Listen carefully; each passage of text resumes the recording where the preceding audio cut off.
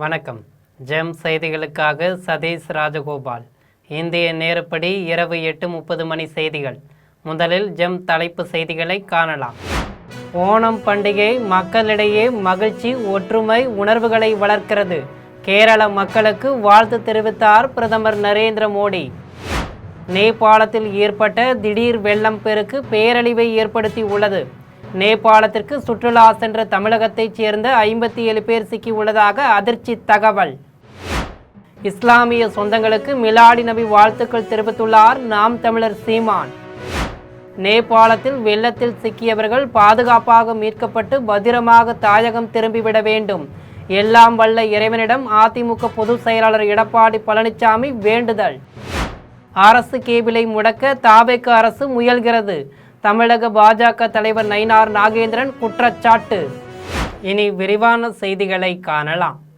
ஓணம் பண்டிகை மக்களிடையே மகிழ்ச்சி, ஒற்றுமை, செழிப்பு ஆகிய உணர்வுகளை வளர்க்கிறது என்று பிரதமர் நரேந்திர மோடி கேரள மக்களுக்கு வாழ்த்து தெரிவித்து உள்ளார். கேரள மாநிலத்தைச் சேர்ந்த மக்கள் மகாபலி மன்னரை வரவேற்கும் விதமாக அறுவடை திருவிழாவான ஓணம் பண்டிகையை இன்று கொண்டாடுகின்றனர். இந்நிலையில் ஓணம் பண்டிகையை முன்னிட்டு பிரதமர் நரேந்திர மோடி எக்ஸ் தளத்தில் செய்தி வெளியிட்டு உள்ளார். அதில் புதன்கிழமையான இன்று ஓணம் பண்டிகையை முன்னிட்டு கேரள மக்களுக்கு வாழ்த்துக்கள் என்றும், இந்த அறுவடை திருவிழா மக்களிடையே மகிழ்ச்சி, ஒற்றுமை மற்றும் செழிப்பு ஆகிய உணர்வுகளை வளர்க்கிறது என்றும் பிரதமர் நரேந்திர மோடி தெரிவித்து உள்ளார். மேலும் இனிய ஓணம் பண்டிகை வாழ்த்துக்கள் என்றும், இது உலகம் முழுவதும் மிகுந்த உற்சாகத்துடன் கொண்டாடப்படும் ஒரு துடிப்பான பண்டிகையாகும் எனவும், ஒவ்வொரு ஆண்டும் கேரளாவில் முதன்மையாக கொண்டாடப்படும் இந்த பண்டிகை மகிழ்ச்சி, ஒற்றுமை மற்றும் செழிப்பு ஆகிய உணர்வுகளை மக்களிடையே மேலும் வளர்க்கட்டும் என்றும் பிரதமர் நரேந்திர மோடி தெரிவித்து உள்ளார். நேபாளத்தில் ஏற்பட்ட திடீர் வெள்ளம் பெருக்கு பேரழிவை ஏற்படுத்தி இருக்கும் நிலையில் 23ஆம் தேதி நேபாளத்திற்கு சுற்றுலா சென்ற தமிழகத்தைச் சேர்ந்த 57 பேர் சிக்கியுள்ளனர் என்ற அதிர்ச்சி தகவல் வெளியாகியுள்ளது. நேபாளம் திபெத் எல்லை பகுதியில் வடக்கு ராசுவா மாவட்டத்தில் உள்ள போதை கோஷி ஆற்றில் இன்று காலை 8:30 மணியளவில் திடீரென ஏற்பட்ட வெள்ளத்தில் வீடுகள், சாலைகள், பாலங்கள் மற்றும் நீர்மின் திட்டங்கள் உள்ளிட்ட பல்வேறு கட்டமைப்புகள் கடுமையாக சேதமடைந்து உள்ளன. குறிப்பாக ரசுவா பகுதியில் பனி சூழ்ந்த ஏரி உருகி மொத்தமாக நீர் வெளியேறியதால் வெள்ளம் ஏற்பட்டதாக தெரிய வருகிறது. இந்த வெள்ளத்தில் சிக்கி 8 பேர் உயிரிழந்து உள்ளதாக ஆரம்பகட்ட தகவல்கள் வெளியாகியிருந்த நிலையில் உயிரிழப்பு எண்ணிக்கை 22ஆக தற்போது அதிகரித்து உள்ளது. மேலும் பலர் மாயமாகி உள்ளதால் உயிரிழப்பு எண்ணிக்கை அதிகரிக்கக்கூடும் என அஞ்சப்படுகிறது. இதனிடையே நேபாள சுற்றுலா வாரியம் வெள்ளத்தில் காணாமல் போனோர் குறித்தான பட்டியலை தற்போது வெளியிட்டு உள்ளது. அதன்படி நேபாளத்திற்கு சுற்றுலா சென்ற இந்தியர்களில் 105 பேர் இந்த பெரு வெள்ளத்தில் சிக்கி மாயமானதாக தெரிவிக்கப்பட்டு உள்ளது. அதேபோல அமெரிக்கா, இங்கிலாந்து, மலேசியா உள்ளிட்ட நாடுகளைச் சேர்ந்த 384 சுற்றுலா பயணிகள் மாயமாகி உள்ளதாகவும் இந்த அறிக்கை தெரிவித்து உள்ளது. இஸ்லாமிய சொந்தங்களுக்கு நாம் தமிழர் கட்சியின் தலைமை ஒருங்கிணைப்பாளர் சீமான் மிலாடி நபி வாழ்த்துக்கள் தெரிவித்து உள்ளார். இது தொடர்பாக நாம் தமிழர் கட்சியின் தலைமை ஒருங்கிணைப்பாளர் சீமான் தனது எக்ஸ் தளத்தில் பதிவு ஒன்றை பதிவிட்டு உள்ளார். அதில் இறைவன் திருபெயரால் அன்பையும் அறநெறியையும் சமத்துவத்தையும் கொடையையும் மானுட பற்றையும் கற்பித்த மகத்தான வழிகாட்டி என்றும், போற்றுதற்குரிய பெருமகனார் இறை தூதர் நபிகள் நாயகம் பிறந்திட்ட மிலாடி நபி திருநாளில் என்னுயிர் இஸ்லாமிய சொந்தங்களுக்கு அளவற்ற அன்பாளனும் நிகரற்ற அருளுமாகிய எல்லாம் வல்ல ஏக இறைவன் அல்லாவின் பேரருள் கிடைக்கப் பெற அன்பு நிறைந்த வாழ்த்துக்களை தெரிவிப்பதில் பெரிதும் மகிழ்கிறேன் என்றும் நாம் தமிழர் சீமான் தெரிவித்து உள்ளார். வெள்ளத்தில் சிக்கி காணாமல் போனதாக தேடப்படும் அனைவரும் பாதுகாப்பாக மீட்கப்பட்டு பத்திரமாக தாயகம் திரும்பிட எல்லாம் வல்ல இறைவனை வேண்டுவதாக அதிமுக பொதுச் செயலாளர் எடப்பாடி பழனிசாமி தெரிவித்து உள்ளார். இது தொடர்பாக எடப்பாடி பழனிசாமி எக்ஸ் தளத்தில் பதிவு ஒன்றை பதிவிட்டு உள்ளார். அதில் நேபாளத்தில் ஏற்பட்டுள்ள பெரு வெள்ளத்தால் சுமார் 60 தமிழர்கள் உள்ளிட்ட 400க்கும் மேற்பட்ட இந்தியர்கள் காணாமல் போயுள்ளதாக வெளியாகியுள்ள செய்தி மிகுந்த அதிர்ச்சியும் வேதனையும் அளிக்கிறது என்றும், நேபாள நாட்டு அரசுடன் இணைந்து மீட்பு பணிகளை துரிதப்படுத்திட மத்திய அரசையும் அப்பணிகளுக்கான ஒருங்கிணைப்பையும் முறையான தகவல் பரிமாற்றத்தையும் உறுதி செய்திட மாநில அரசையும் வலியுறுத்துகிறேன் என்றும் எடப்பாடி பழனிசாமி தெரிவித்து உள்ளார். மேலும் காணாமல் போனதாக தேடப்படும் அனைவரும் பாதுகாப்பாக மீட்கப்பட்டு பத்திரமாக தாயகம் திரும்பிட எல்லாம் வல்ல இறைவனை வேண்டுகிறேன் என அதிமுக பொதுச் செயலாளர் எடப்பாடி பழனிசாமி தெரிவித்துள்ளார். அரசு கேபிளை முடைக்க தாவேக அரசு முயல்வதாக தமிழக பாஜக தலைவர் நயினார் நாகேந்திரன் குற்றம் சாட்டியுள்ளார். இது தொடர்பாக தமிழக பாஜக தலைவர் நயினார் நாகேந்திரன் எக்ஸ் தளத்தில் பதிவு வெளியிட்டுள்ளார். அதில் தமிழகத்தில் தாவேக அரசு பொறுப்பேற்ற குறுகிய காலத்திலேயே அரசு கேபிள் டிவி சேவை மற்றும் முடங்கும் நிலைக்கு தள்ளப்பட்டிருப்பது மிகுந்த வேதனை அளிக்கிறது என்று தெரிவித்துள்ளார். மேலும் தனியார் மென்பொருள் நிறுவனத்திற்கு வழங்க வேண்டிய நிலுவைத் தொகையை அரசு முறையாக செலுத்தாத காரணத்தால் கடந்த ஒரு வாரமாக சர்வர் முடக்கப்பட்டு செட்டாப் பாக்ஸுகளை ரீசார்ஜ் செய்ய முடியாமலும் புதிய இணைப்புகளை பெற இயலாத நிலையும் ஏற்பட்டு உள்ளது. ஏழை எளிய மக்கள் குறைந்த கட்டணத்தில் பயன்பெற வேண்டும் என்ற உன்னத நோக்கத்திற்காக முன்னாள் முதலமைச்சர் ஜெயலலிதாவால் தொடங்கப்பட்ட அரசு கேபிள் நிறுவனத்தை தாவேக அரசு தனது மெத்தன போக்கால் அழிவு பாதைக்கு சென்று கொண்டிருக்கிறது என்றும் அரசு நிறுவனத்தை சீரழிப்பதன் மூலம் அதிக கட்டணம் வசூலிக்கும் பிற தனியார் நிறுவனங்களுக்கு தாவேக அரசு மறைமுகமாக துணை போகிறதோ என்ற ஐயம் ஏற்படுகிறது எனவும் ஏழை எளிய மக்கள் பயன்பெறும்படியான திட்டத்தை யார் கொண்டு வந்திருந்தாலும் அதனை தங்குதடையின்றி தொடர நடவடிக்கை எடுக்க வேண்டும் என்றும் எனவே உடனடியாக முதலமைச்சர் ஜோசப் விஜய் இப்பிரச்சனையில் தலையிட்டு நிலுவைத் தொகையை செலுத்தி அரசு கேபிள் டிவி சேவையை சீரமைத்து 12 லட்சம் சந்தாதாரர்களின் உரிமையையும் சிறு ஆபரேட்டர்களின் வாழ்வாதாரத்தையும் பாதுகாக்க வேண்டும் என்றும் தமிழக பாஜக தலைவர் நயினார் நாகேந்திரன் வலியுறுத்தியுள்ளார். பொதுமக்களிடமிருந்து பெறப்படும் மனுக்களுக்கு எங்கள் முதலமைச்சர் ஜோசப் விஜய் உடனடியாக நடவடிக்கை எடுத்து வருவதாக ஸ்ரீபெரும்புதூரில் நடைபெற்ற தாவேகாவின் 100 நாள் சாதனை விளக்க பொதுக்கூட்டத்தில் அமைச்சர் SP.K. தென்னரசு பெருமிதம் தெரிவித்துள்ளார். காஞ்சிபுரம் மாவட்டம் ஸ்ரீபெரும்புதூரில் தமிழக வெற்றிக் கழகம் சார்பில் தாவேகாவின் 100வது நாளை ஒட்டி ஸ்ரீபெரும்புதூர் பேருந்து நிலையம் முன்பு பொதுக்கூட்டம் நடைபெற்றது. இக்கூட்டத்தில் வெளிநாடு தமிழர் நலத்துறை அமைச்சர் தென்னரசு கலந்து கொண்டு ஏழை எளிய மக்களுக்கு 200 தையல் மிஷின்களை வழங்கி தமிழக வெற்றிக் கழகத்தின் 100 நாள் சாதனைகளை விளக்கி உரையாற்றினார். அப்போது தமிழக வெற்றிக் கழக தலைவர் தளபதி ஜோசப் விஜய் ஏழை எளிய மக்களுக்கு நலத்திட்ட உதவிகளை செய்து வருகிறார் என்றும் தொழில் நிறுவனங்களில் வேலை வாய்ப்பு இல்லாத இளைஞர்களுக்கு வேலை வாய்ப்பு வழங்கி தருவதாகவும் பொதுமக்களிடமிருந்து பெறப்படும் மனுக்களுக்கு எங்கள் முதலமைச்சர் ஜோசப் விஜய் உடனடியாக நடவடிக்கை எடுத்து வருவதாகவும் அமைச்சர் தென்னரசு தெரிவித்தார். கூட்டத்தில் தமிழக வெற்றிக் கழகத்தின் ஸ்ரீபெரும்புதூர் ஒன்றிய செயலாளர் சங்கர், தாவேகாவின் செங்காடு பிரதிநிதி ஜெயகிருஷ்ணா, கீரனூர் ஊராட்சி மன்ற தலைவர் அன்பரசன், ஸ்ரீபெரும்புதூர் நகர துணை செயலாளர் தமிழ்ச்செல்வம் உள்ளிட்ட பலர் கலந்து கொண்டனர். மேலும் பொதுக்கூட்டத்தை சிறப்பாக நடத்திய அமைச்சர் தென்னரசுவிற்கு கூட்டத்தில் பங்கேற்ற தாவேகாவினர் பாராட்டு தெரிவித்தனர். காரைக்கால் விவசாயிகளுக்கு மானிய விலையில் நெல் விதைகள் சம்பா தாளடி பட்டத்திற்கான விதை வழங்கும் திட்டத்தை வேளாண் அமைச்சர் ராஜசேகரன் தொடங்கி வைத்தார். காரைக்கால் பண்டித ஜவஹர்லால் நேரு வேளாண் கல்லூரியில் காரைக்கால் மாவட்ட விவசாயிகளுக்காக சம்பா மற்றும் தாளடி பட்டத்திற்கான நெல் விதைகளை மானிய விலையில் வழங்கும் திட்டத்தின் தொடக்க விழா நடைபெற்றது. விழாவிற்கு காரைக்கால் வேளாண் கல்லூரி முதல்வர் முனைவர் சங்கர் முன்னிலை வகித்தார். விவசாயிகளுக்கு அமைச்சர் ராஜசேகரன் மானிய விலையில் நெல் விதைகளை வழங்கி திட்டத்தை தொடங்கி வைத்தார். விழாவிற்கு புதுச்சேரி வேளாண் துறை அமைச்சர் ராஜசேகரன் தலைமை தாங்கி திட்டத்தை தொடங்கி வைத்து விவசாயிகளுக்கு மானிய விலையில் நெல் விதைகளை வழங்கி பேசினார். அப்போது 2026-27 ஆண்டிற்கான நிதிநிலை அறிக்கையில் விவசாயிகள் நலனுக்காக அறிவிக்கப்பட்டுள்ள பல்வேறு திட்டங்களை எடுத்துரைத்தார். குறிப்பாக கோடைக்கால பயிர் சாகுபடி மேற்கொள்ளும் காரைக்கால் விவசாயிகளுக்கு ஹெக்டேருக்கு ரூபாய் 1500 நிதியுதவி, அறுவடைக்கு பிந்தைய இழப்புகளை குறைக்க சூரிய சக்தி பயிர் உலர்த்திகள் வாங்குவதற்கான நிதியுதவி, சூரிய சக்தியில் இயங்கும் மோட்டார் பம்ப் செட்டுகளுக்கு மானியம் உள்ளிட்ட திட்டங்கள் குறித்து விளக்கினார். மேலும் நீர்நிலைகளை முறையாக பராமரிப்பதன் அவசியம் மற்றும் இந்திய உணவுக் கழகம் மூலம் நெல் கொள்முதல் செய்வது குறித்தும் அமைச்சர் எடுத்துரைத்தார். மேலும் வேளாண் கல்லூரியில் தற்போது 8 நெல் ரகங்களின் ஆதாரம் மற்றும் சான்று நிலை விதைகள் 350 குவிண்டால் கையிருப்பில் உள்ளதாகவும் அவை விவசாயிகளுக்கு விநியோகிக்கப்பட உள்ளதாகவும் தெரிவித்தார். மேலும் பசுந்தாள் உர பயிரான தக்கை பூண்டு விதைகள் மற்றும் வேப்பம் புண்ணாக்கு ஆகியவை காரைக்கால் வேளாண் துறை நிதியுதவியுடன் காரைக்கால் வேளாண் அறிவியல் நிலையம் மற்றும் வரிச்சிக்குடி தொடக்க வேளாண்மை கூட்டுறவு கடன் சங்கம் மூலம் வழங்கப்பட உள்ளதாகவும் அமைச்சர் ராஜசேகரன் தெரிவித்தார். கெங்கவல்லி அருகே ஆணையம்பட்டி புதூரில் அரசு மது பாட்டில்களை சட்டவிரோதமாக காரில் பதுக்கி வைத்து கூடுதல் விலைக்கு விற்பனை செய்த நபரை காவல்துறையினர் கைது செய்து உள்ளனர். சேலம் மாவட்டம் கெங்கவல்லி அருகே ஆணையம்பட்டி புதூர் அரசு டாஸ்மாக் கடை அருகில் அரசு மதுபானத்தை காரில் வைத்து கூடுதல் விலைக்கு விற்பனை செய்வதாக காவல்துறையினருக்கு கிடைத்த ரகசிய தகவலை அடுத்து கெங்கவல்லி காவல் உதவி ஆய்வாளர் கணேஷ்குமார் தலைமையிலான காவல்துறையினர் தீவிர சோதனையில் ஈடுபட்டனர். அப்போது தென்னங்குடி பாளையம் பகுதியைச் சேர்ந்த பழனி முத்துவின் மகன் இளங்கோவன் என்பவர் அப்பகுதியில் காரில் அரசு மதுபாட்டில்களை பதுக்கி வைத்து கூடுதல் விலைக்கு விற்பனை செய்து வந்தது தெரிய வந்தது. இதனையடுத்து காவல்துறையினர் விற்பனைக்காக வைத்திருந்த 103 மதுபாட்டில்களையும் காரையும் பறிமுதல் செய்து இளங்கோவனை கைது செய்தனர்.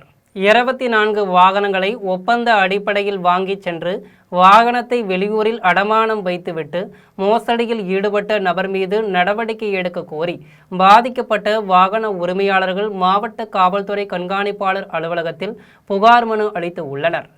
திருவள்ளூர் மாவட்டம் தாமரைப்பாக்கம் அடுத்த பாகல்மேடு பகுதியைச் சேர்ந்த மகேஷ் என்பவர் கடந்த ஜனவரி 15ஆம் தேதி செங்குன்றம் அடுத்த அலமாதி பகுதியைச் சேர்ந்த கிருஷ்ணன் என்பவரை தொடர்பு கொண்டு தமக்கு ஒப்பந்த அடிப்படையில் வாகனங்கள் தேவைப்படுவதாகவும் அதற்காக அதிக அளவில் மாதந்தோறும் வாடகை கொடுப்பதாகவும் தெரிவித்து உள்ளார்.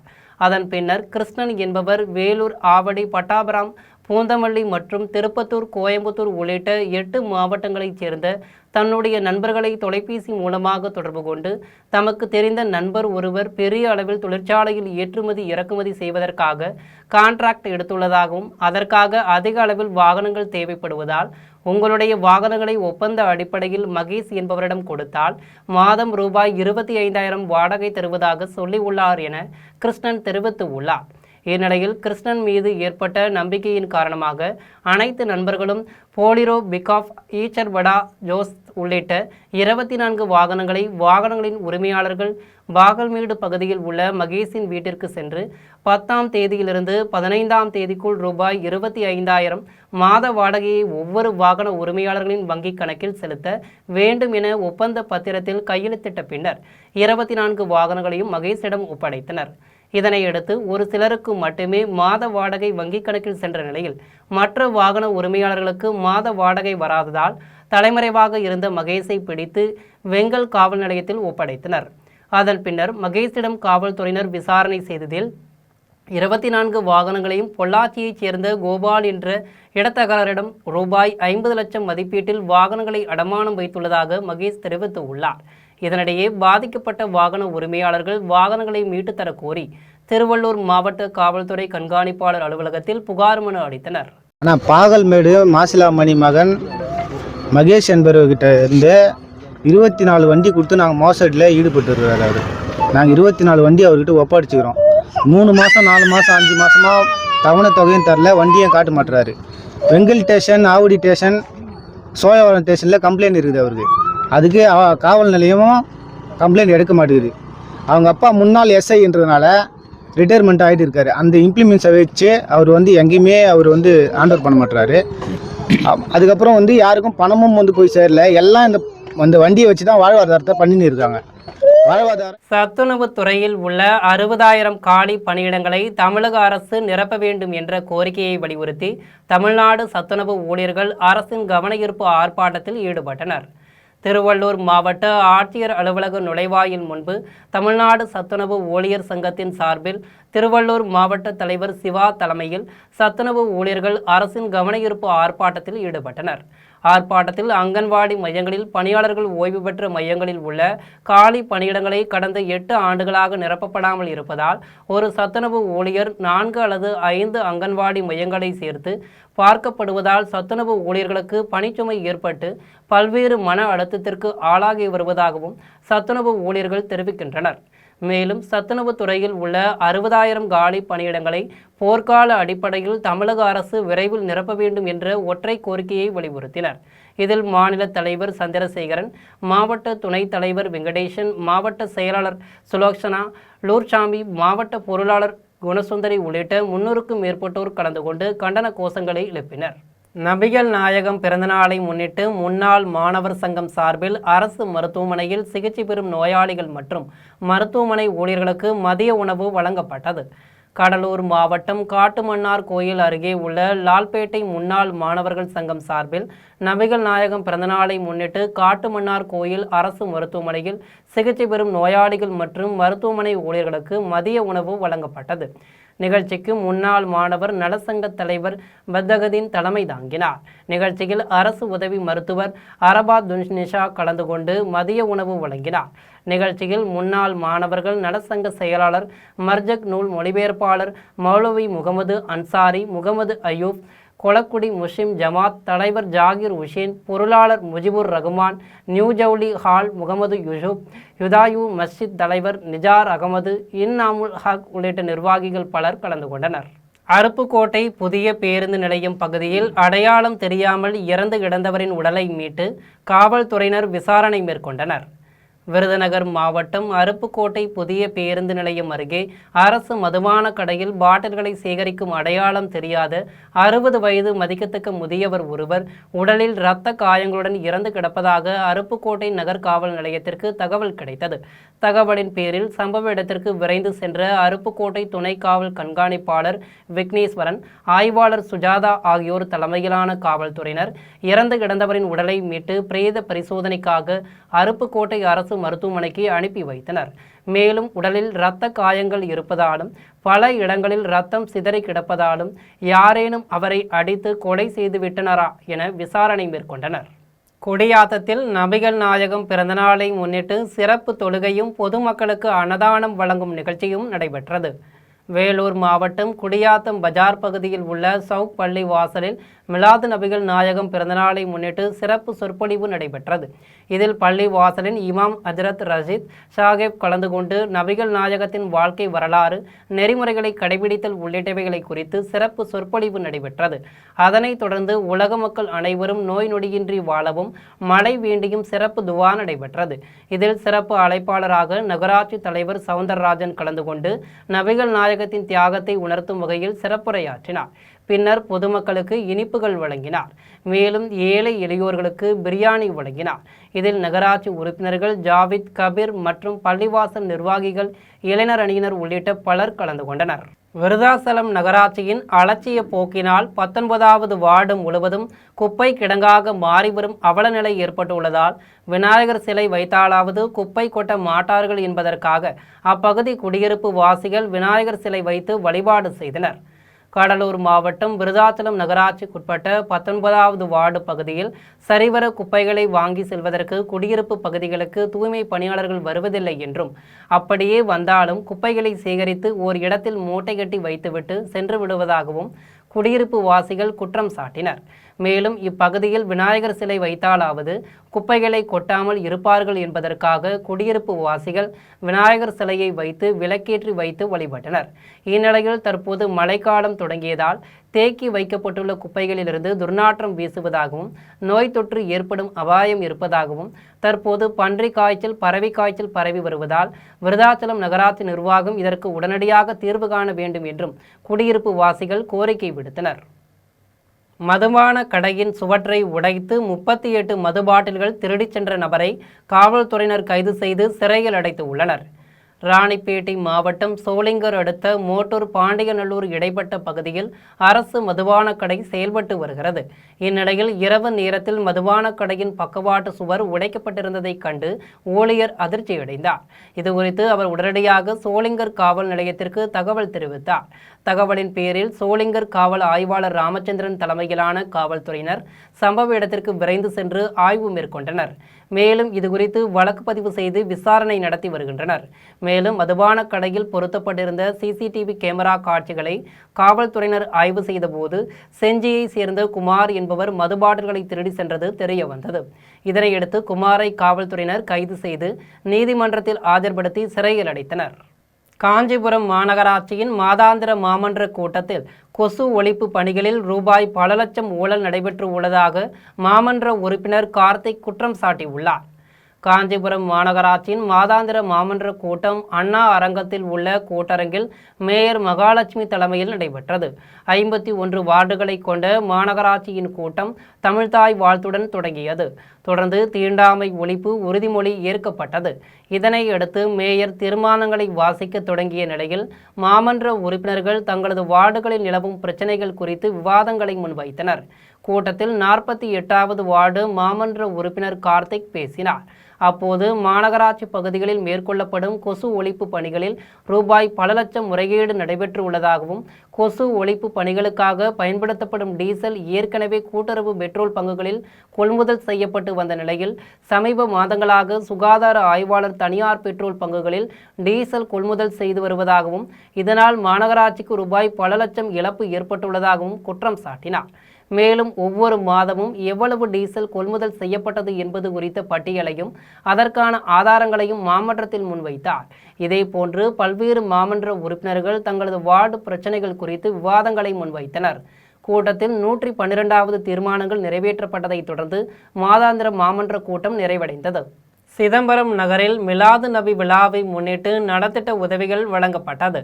நபிகள் நாயகம் பிறந்த தினமான மிலாது விழாவை முன்னிட்டு சிதம்பரம் நகரத்தில் இஸ்லாமிய பிரமுகர்கள் சார்பில் சிதம்பரம் காமராஜர் அரசு பொது மருத்துவமனையில் சிகிச்சை பெற்று வரும் நோயாளிகளுக்கு பிரெட், பழம் வகைகளும், பிறந்த குழந்தைகளுக்கு புத்தாடைகள், முதியோர் அன்பகம் காப்பகத்தில் தங்கியுள்ள முதியோர்களுக்கும், மன வளர்ச்சி பள்ளி மாணவர்களுக்கும் மதிய உணவு, பழங்கள் வழங்கப்பட்டது. நிகழ்ச்சியில் கவிஞர் மகபூப் ஹசன், ஃபைசல் மகால், முகமது யாசின், லால்பேட்டை அகமது முகமது முஸ்தபா, வழக்கறிஞர் நயாஜ் ஆகியோர் கலந்து கொண்டு மிலாது நபி நலத்திட்ட உதவிகள் வழங்கினர். இதில் காமராஜர் அரசு பொது மருத்துவமனை தலைமை மருத்துவர் லட்சுமி, மருத்துவர்கள் சிவகாமி, கீதா, தலைமை செவிலியர் கண்காணிப்பாளர் பகத்சிங், கிறிஸ்டல், மேலாளர் ரூபியா கிறிஸ்டல் உள்ளிட்ட பலர் கலந்து கொண்டனர். காரைக்காலில் பள்ளிகள் அருகே புகையிலை, போதைப் பொருட்கள் விற்பனை செய்தால் கடும் நடவடிக்கை எடுக்கப்படும் என காவல்துறை கண்காணிப்பாளர் பழனிவேலு எச்சரிக்கை விடுத்துள்ளார். திருநள்ளாறு காவல் நிலையத்தில் மாவட்டத்தின் வடக்கு பகுதியின் காவல்துறை கண்காணிப்பாளர் பழனிவேலு தலைமையில் கலந்தாய்வு கூட்டம் நடைபெற்றது. கூட்டத்தில் பள்ளிகளை சுற்றி 100 மீட்டர் தொலைவிற்குள் புகையிலை பொருட்கள் மற்றும் போதை வஸ்துக்கள் விற்பனை செய்யக்கூடாது என கடைகளின் உரிமையாளர்களுக்கு அறிவுறுத்தப்பட்டது. மேலும் 18 வயதுக்குட்பட்ட மாணவர்கள் மற்றும் சிறார்களுக்கு புகையிலை பொருட்கள் உள்ளிட்ட போதைப் பொருட்களை விற்பனை செய்யக்கூடாது என்றும், விதிகளை மீறி விற்பனை செய்தால் சட்டப்படி கடும் நடவடிக்கை எடுக்கப்படும் என்றும் காவல் கண்காணிப்பாளர் பழனிவேலு எச்சரித்தார்.